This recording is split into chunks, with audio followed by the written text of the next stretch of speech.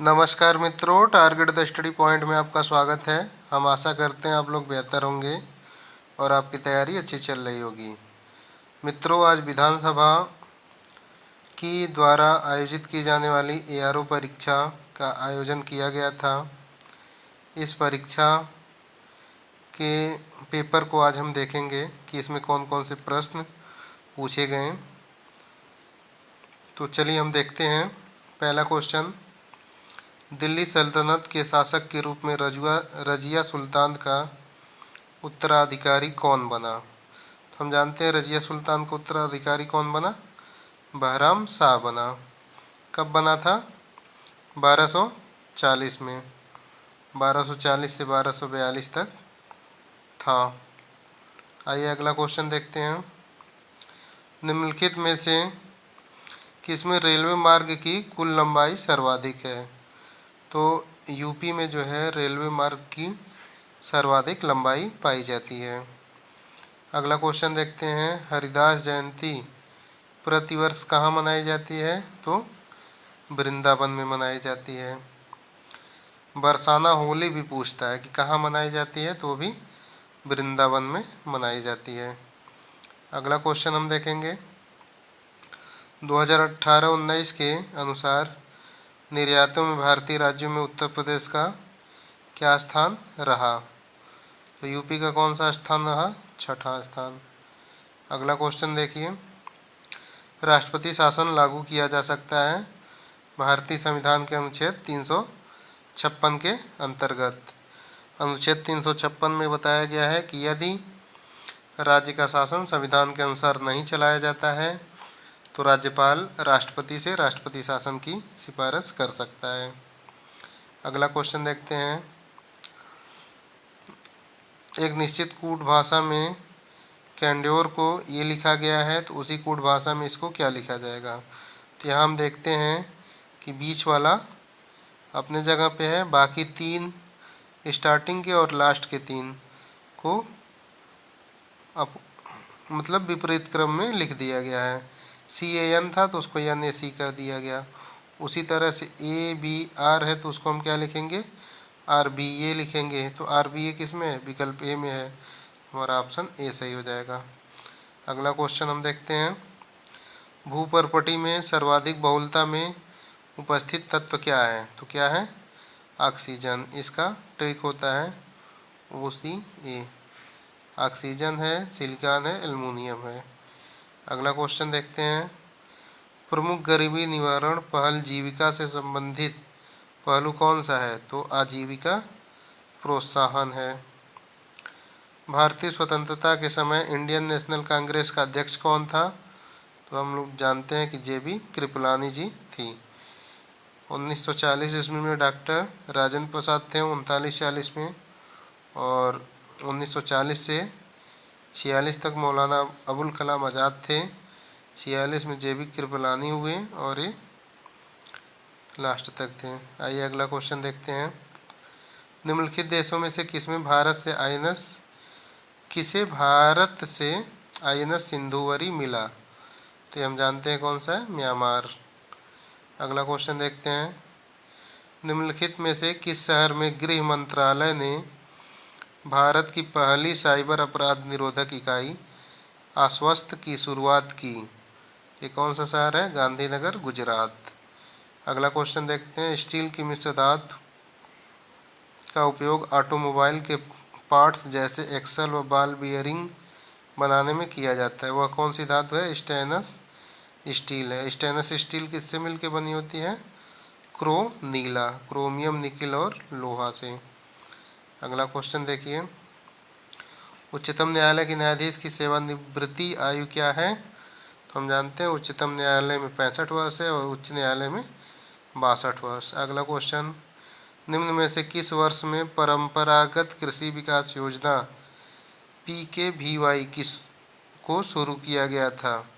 ये कब था? सन 2015 में। यूरोप महाद्वीप में सबसे ऊंची चोटी क्या है? माउंट एल्ब्रूस है। माउंट कोसिस्को कहाँ स्थित है? ऑस्ट्रेलिया में। माउंट एकांगुआ कहाँ है? अर्जेंटीना में। माउंट मैकिलो कहाँ है? USA में। अगला क्वेश्चन देखते हैं, सविनय अवज्ञा आंदोलन किस घटना से पहले घटित हुआ था? सविनय अवज्ञा आंदोलन किस घटना से पहले घटित हुआ? तो हम जानते हैं दांडी मार्च चलाया गया, उसके बाद तो सविनय अवज्ञा आंदोलन की शुरुआत की गई। और पूछ रहा है पहले घटित हुआ, यानी इसके बाद कौन सी घटना घटित हुई? तो गांधी इरविन समझौता। अगला क्वेश्चन देखते हैं, निम्नलिखित में से किसने नालंदा बौद्ध विहार का निर्माण कराया था? तो कौन था? कुमारगुप्त प्रथम। अगला क्वेश्चन, एक तस्वीर की तरफ इशारा करते हुए आदमी अपने दोस्त को बताता है कि वह मेरे पिता की पत्नी की इकलौते बेटे की बेटी है। तो तस्वीर वाली लड़की का आदमी से क्या रिश्ता है? तो लड़की क्या होगी? आदमी की पुत्री होगी। अगला क्वेश्चन देखते हैं, निम्नलिखित में से कौन सा प्रदेश रोटी का डलिया कहा जाता है? तो शीतोष्ण घास भूमि प्रदेश को रोटी का डलिया कहा जाता है। अगला क्वेश्चन देखेंगे, कोरोना की स्पुतनिक वैक्सीन निम्नलिखित में से किस देश द्वारा विकसित की गई? रूस के द्वारा। भारत के द्वारा कौन सी विकसित की गई है? कोविशील्ड है। निम्न में से कौन गैर पारंपरिक ऊर्जा का स्रोत है? तो गैर पारंपरिक ऊर्जा क्या होती है? जो ऊर्जा के अच्छे जो है साधन हो, तो पवन ऊर्जा हो गई। अगला क्वेश्चन देखते हैं, लानोस घास के मैदान कहाँ पाए जाते हैं? तो वेनेजुएला में। इसका जो है आप ट्रिक याद कर लीजिए, सकला पावे अब्राबे। थोड़ा सा अटपटा लगेगा, लेकिन जब आप इसको 2-4 बार पढ़ लेंगे, सकला पावे अब्राबे, सकला पावे अब्राबे, तो आपको याद हो जाएगा कि जो सवाना है वो अफ्रीका में पाई जाती है, कंबोज जो है वो ब्राज़ील में पाई जाती है, लानोस जो है वेनेजुएला में पाई जाती है। अगला क्वेश्चन हम देखते हैं, कौशल महाजनपद की राजधानी क्या है? श्रावस्ती है। कुल 16 महाजनपद थी, जो अगुत्तर निकाय से पता चलता है। इन सब की राजधानी आपको याद होनी चाहिए, क्योंकि परीक्षाओं में पूछता है। अगला क्वेश्चन, निम्न में से रेशम कीटों से क्या संबंध है? सेरीकल्चर। एपीकल्चर क्या होता है? मधुमक्खी पालन होता है। हाइड्रोपोनिक्स क्या होता है? हवा में पौधे को उगाना होता है। जल में पौधे को उगाना हाइड्रोपोनिक्स होता है। एरोपोनिक्स क्या हो गया? हवा में पौधे को उगाना। अगला क्वेश्चन, निम्नलिखित में से किस शहर में भारत का पहला अंडर वाटर मेट्रो प्रोजेक्ट जिसकी शुरुआत मार्च 2022 से होगी, वो कौन सा शहर है? कोलकाता। कोविड-19 महामारी के समय में निम्न में से किस एक्ट के तहत भारत सरकार ने फेस मास्क व सैनिटाइजर अनिवार्य वस्तु घोषित किया? आवश्यक वस्तु अधिनियम 1955 के अंतर्गत। अगला क्वेश्चन देखते हैं, निम्न में से कौन सा किसान आंदोलन सीधे तौर पर असहयोग आंदोलन से प्रभावित था? तो असहयोग आंदोलन से कौन सा प्रभावित था? बारदोली का किसान आंदोलन।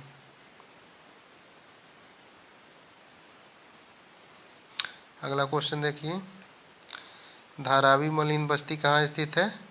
तो मुंबई में है। धारावी जो है एशिया की सबसे बड़ी मलिन बस्ती है। अगला क्वेश्चन देखते हैं, 1857 की क्रांति का सर्वाधिक दुष्प्रभाव क्या हुआ? कि जो भारत में शासन था वो कंपनी से छीन के सीधे क्राउन को स्थानांतरित कर दिया गया, जिससे दमनकारी नीतियों में और भी वृद्धि हुई। अगला क्वेश्चन देखते हैं, भारत में किस वर्ष में योजना आयोग की स्थापना हुई? तो योजना आयोग की स्थापना हम जानते हैं 15 मार्च 1950 ईस्वी को की गई थी। प्री कैम्ब्रियन युग की चट्टानें कौन सी हैं? अरावली की चट्टानें। यदि काले को लाल कहा जाए, लाल को पीला कहा जाए, पीले को नीला कहा जाए, नीले को हरा कहा जाए, तो आसमान का रंग हम जानते हैं आसमान कैसा होता है? नीला होता है। और नीले को क्या कहा जाएगा? हरा। तो इसलिए ऑप्शन ए सही हो गया।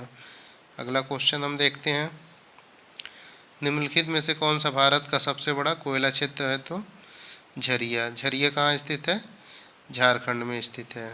और रानीगंज क्या है? भारत का सबसे प्राचीन कोयला का खदान है। दिए गए शब्दों को अंग्रेजी वर्णमाला के क्रम में व्यवस्थित कीजिए और उसे चुनिए जो मध्य में आता है।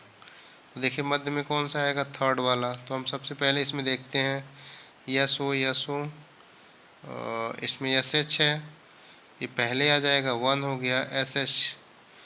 ई है, ई वन हो जाएगा, ई आपका टू हो जाएगा, यस एच, यस है, यन है, और इसमें यस ओ सी है, यस ओ यू है, यानी थर्ड पे ये आ जाएगा।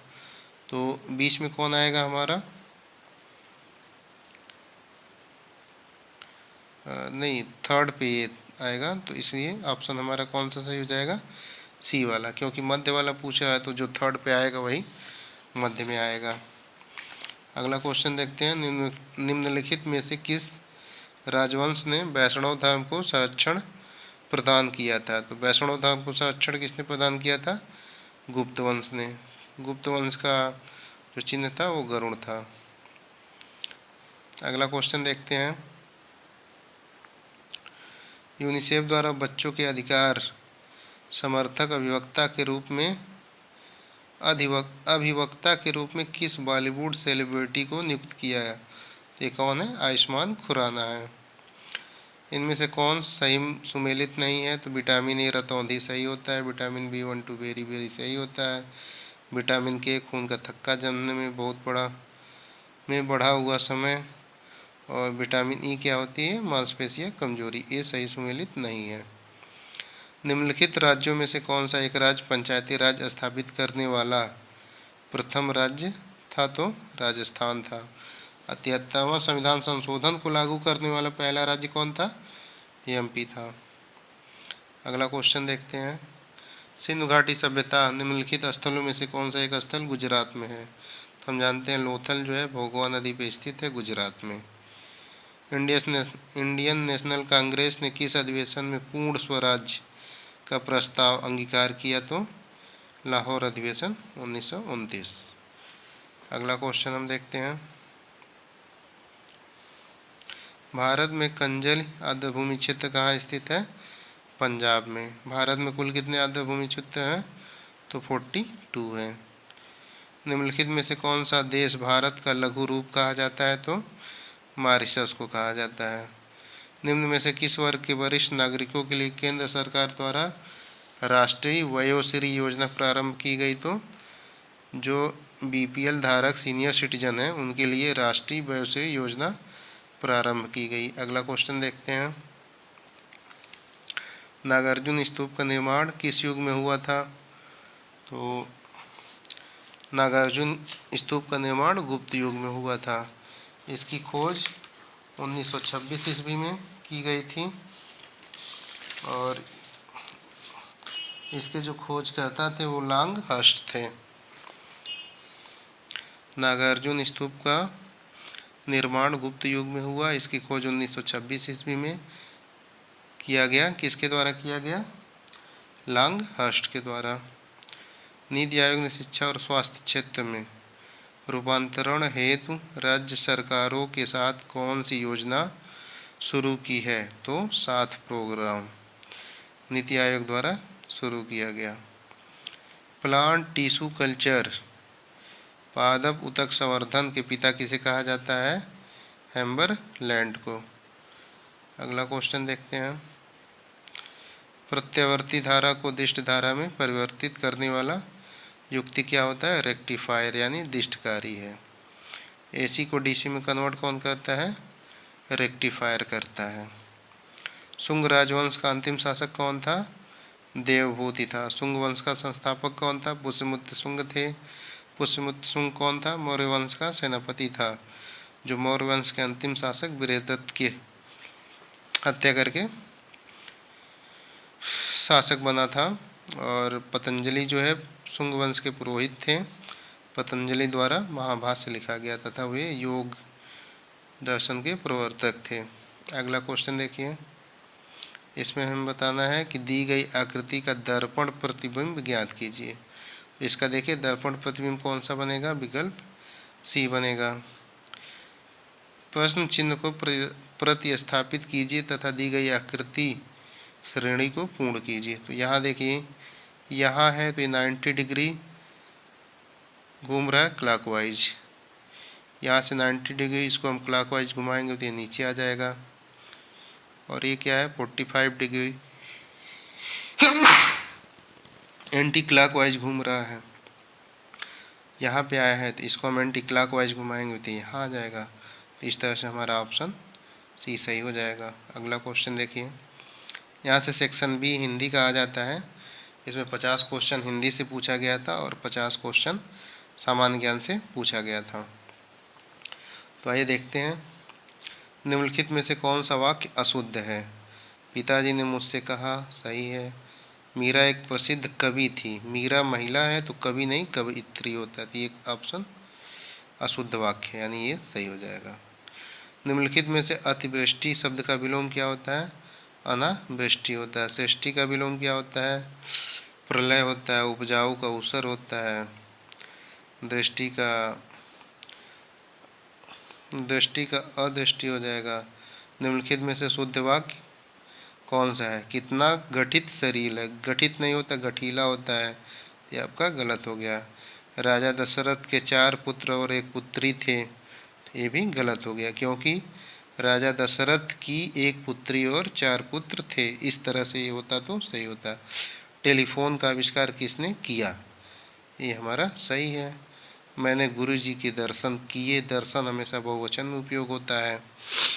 तो आइए अगला क्वेश्चन देखते हैं, निम्नलिखित में से कौन सा वाक्य अशुद्ध है। अशुद्ध वाक्य हमें छांटना है। तो यहाँ देखिए, इस पुस्तक में 10 अध्याय हैं, तो अध्याय की वर्तनी सही नहीं है, अतः ऑप्शन बी अशुद्ध है।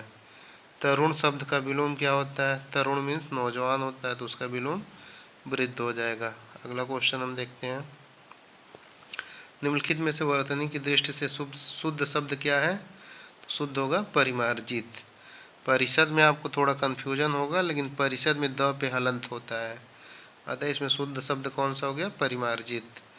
जो व्यक्ति विदेश में रहता हो उसे क्या कहा जाता है, अप्रवासी कहा जाता है। गुरु के समीप जो वास करता हो उसको अंतेवासी कहा जाता है। मेय शब्द का तत्सम रूप क्या होता है, मेय का मेघ होता है। अनुगामी किसे कहा जाएगा, अनुगमन करने वाला अनुगामी होगा। निम्नलिखित में से किस युग में सही विलोम शब्द का प्रयोग नहीं हुआ है, तो लाभ हानि सही है, बंधन की मुक्ति सही है, इच्छा अनिच्छा सही है, जय विजय नहीं सही है, अतः ऑप्शन डी सही हो जाएगा। अगला क्वेश्चन देखते हैं, निम्नलिखित में से कौन सा ईश्वर का पर्यायवाची शब्द नहीं है, तो परमात्मा भी होता है, प्रभु भी होता है, जगदीश भी होता है, देवराज नहीं होगा। निम्नलिखित में से कौन से सब समूह गंगा के पर्यायवाची हैं, तो सुरसरी, मंदाकिनी, त्रिपथ गंगा गंगा के पर्यायवाची हो गए। यहाँ जो है कालिंदी, पैसुनी यमुना के पर्यायवाची होते हैं। सूर्यजा, अर्कजा भी यमुना की ही पर्यायवाची होती है। निम्नलिखित में से सार्वजनिक शब्द के लिए कौन सा वाक्यांश उपयुक्त होगा, सार्वजनिक मतलब सर्वसाधारण से संबंधित। जब विज्ञप्ति जारी की जाती है तो वो सर्वसाधारण के लिए होती है। निम्न में से वर्तनी की दृष्टि से अशुद्ध शब्द क्या है, तिथि सही है, परिवार सही है, नीति सही है, पूर्ति में जो है छोटी की मात्रा रहेगी। निम्नलिखित में से वर्तनी की दृष्टि से अशुद्ध शब्द बताइए। अशुद्ध इसमें क्या हो जाएगा, शोषक, क्योंकि शोषक में जो बीच वाला स रहेगा इस तरह से होगा, अतः ऑप्शन बी सही हो गया। अगला क्वेश्चन देखते हैं, निम्नलिखित में कौन तत्सम तद्भव युग्म सही नहीं है। हम जानते यौ का जौ होता है, कौड़ी का कपर्दिका का कौड़ी होता है, सकट का छकड़ा होता है, लेकिन जीर्ण का क्या होता है, जीर्ण का झीना होता है, अतः ये ऑप्शन सही हो जाएगा। आदि से अंत तक को अधोपांत कहा जाता है। दुर्लभ क्या होता है, वाक्यांश के लिए एक शब्द जिसे पार करना कठिन हो उसे दुर्लभ कहा जाएगा। जहाँ जाना असंभव हो दुर्गम्य कहा जाता है। जहाँ जाना सरल हो उसे सुगम या सुलभ कहा जाएगा। जो पहले जन्मा हो उसको अग्रज कहते हैं, जो बाद में जन्मता है उसे अनुज कहा जाता है। जिसके जो इंद्रियों द्वारा न जाना जा सके उसे अगोचर कहा जाता है। जो बहुत ही गहरा हो, अथाह कहा जाता है। निम्नलिखित में से नौका का पर्यायवाची तरणीय होता है। अगला क्वेश्चन देखते हैं। निम्नलिखित में से तत्सम शब्द का तद्भव नहीं है, तो कौन सा नहीं? श्रेष्ठ का श्रेष्ठी होता है, छूना का स्पर्श होता है, रानी का राज्ञी होता है, सियार का मित्रों श्रृंगाल होता है। तो यहाँ पे बिंदी छूटी हुई है, तो ये सही नहीं है। अतिथि शब्द का सही विलोम क्या होगा? आतिथेय होता है। निम्नलिखित में से किस विकल्प में सही विलोम शब्द का प्रयोग हुआ है? तो देखिए, सापेक्ष का निरपेक्ष होता है, अनुलोम का विलोम होता है, कृत्रिम का प्राकृतिक होता है, स्वस्थ का रुगुण होता है। निम्नलिखित में से कौन सा शब्द खल का विलोम है?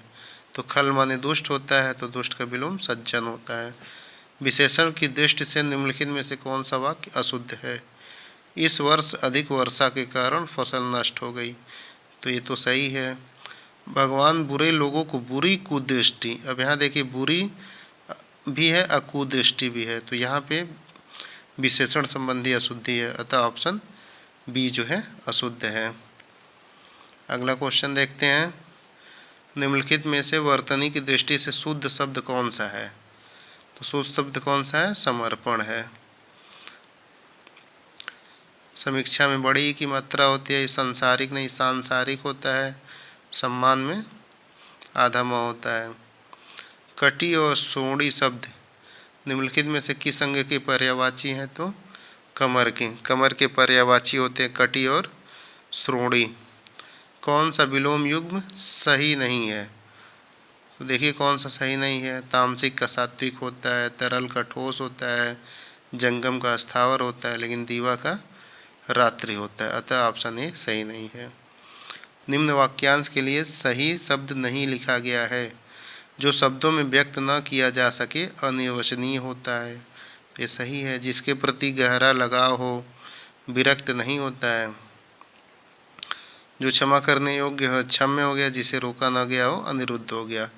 अगला क्वेश्चन देखते हैं। निम्नलिखित में से तद्भव शब्द क्या है? तो तद्भव क्या है? हाथ। हाथ का तत्सम हस्त होता है। अगला क्वेश्चन हम देखेंगे।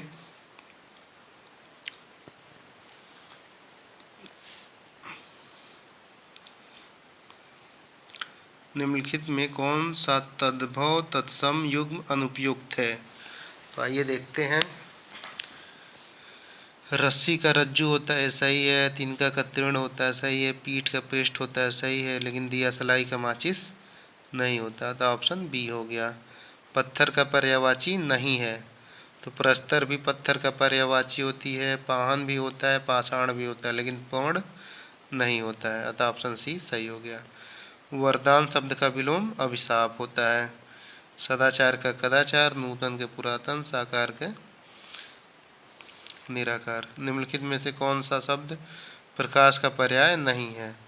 तो प्रभा भी होता है, दीप्ति भी होता है, ज्योति भी होता है, लेकिन नंदनी नहीं होगा, तो ऑप्शन डी हो गया। निम्नलिखित में से किस वाक्यांश के लिए सही शब्द का प्रयोग हुआ है? जो सब कुछ जानता हो, सर्वज्ञ होता है। शिव का जो उपासक होगा शैव होगा। शक्ति की उपासना करने वाला शाक्त होता है, तो ये सही हो गया, ऑप्शन बी सही है। जो हमेशा रहे उसे शाश्वत कहते हैं। अगला क्वेश्चन हम देखेंगे। कौन से समूह में तत्सम तद्भव शब्दों का सही युग्म नहीं है? आधा का अर्ध होता है, सही है। भौरा का भ्रमर होता है, सही है। धुआं का धूम्र होता है, सही है। लेकिन हरिद्रा किसका होता है? हरदी का होता है, अतः ऑप्शन डी में जो है तत्सम तद्भव का युग्म सही नहीं है। अगला क्वेश्चन देखते हैं। चंद्र का पर्यायवाची है, तो क्या होता है? मयंक होता है। निम्नलिखित में से कौन सा वाक्य अशुद्ध है? आपके प्रश्न का समाधान, तो प्रश्न का समाधान नहीं होता, प्रश्न का उत्तर होता है, समस्या का समाधान होता है, अतः ऑप्शन ए इसमें अशुद्ध है। बाकी देश में अराजकता बढ़ गई, शुद्ध है। वह प्रातःकाल टहलता है, सही है। प्रत्येक बच्चे को 4 केला दे दो, सही है। अगला क्वेश्चन देखते हैं। निम्नलिखित में से अज्ञ शब्द के लिए उचित वाक्यांश, जो कुछ न जानता हो उसे अज्ञ कहते हैं। इसमें देखिए मित्रों बहुत कन्फ्यूजन होता है। तो अज्ञ से अज्ञानी होता है, यानी कि जो कुछ न जाने वो अज्ञानी या अज्ञ हो गया। अब विज्ञ से विद्वान होता है, तो जो जानता हो उसको विज्ञ कहते हैं। शेर शब्द का पर्यायवाची नहीं है, तो मृगराज भी होता है, शार्दुल भी होता है, नाहर भी होता है, हस्ती नहीं होता है। तो ऑप्शन सी सही हो गया। अगला क्वेश्चन देखते हैं। निम्नलिखित में से तत्सम शब्द क्या है? तो बाघ का व्याघ्र होता है। किस विकल्प में सभी शब्द शुद्ध दिए गए हैं? तो विकल्प ए है दुसाध, त्रैमासिक, तिलांजलि, द्वंद्व। अगला क्वेश्चन देखते हैं। वर्तनी की दृष्टि से शुद्ध शब्द क्या है?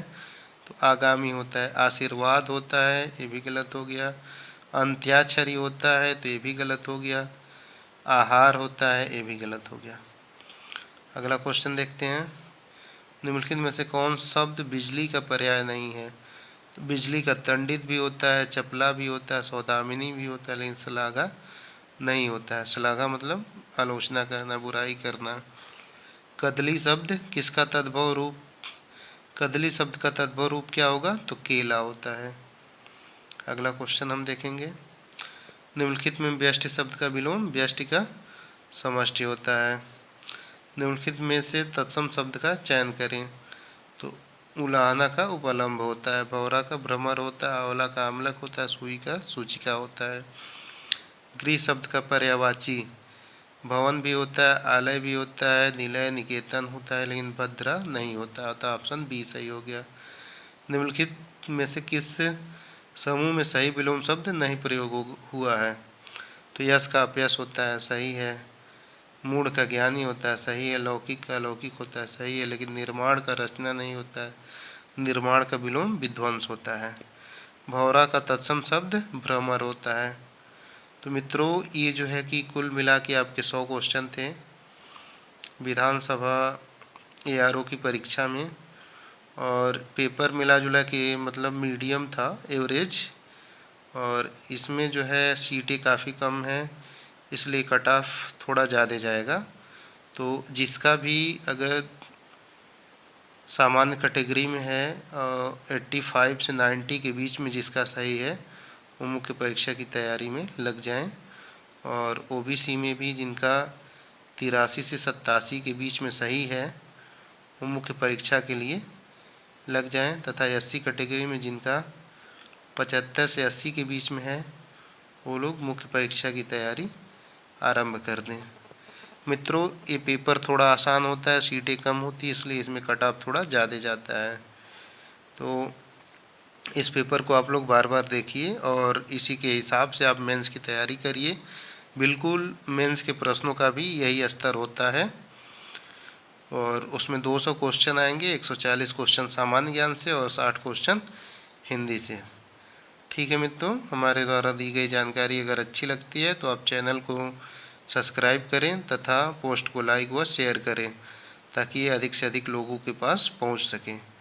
धन्यवाद मित्रों।